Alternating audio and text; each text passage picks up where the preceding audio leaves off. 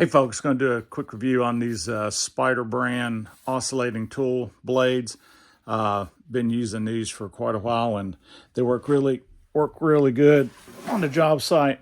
We got this this quick disconnect in here. It's like a universal fit arbor the way it works here on my multi-tool is you just squeeze up in there, and then that just pulls out like that, so you can then adjust it however you need to cut. If you need to make a 90-degree cut, you can do that in there. But I was going to show you real quick.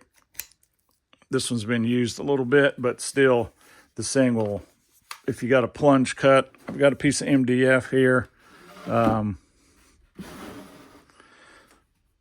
See that there in the camera. So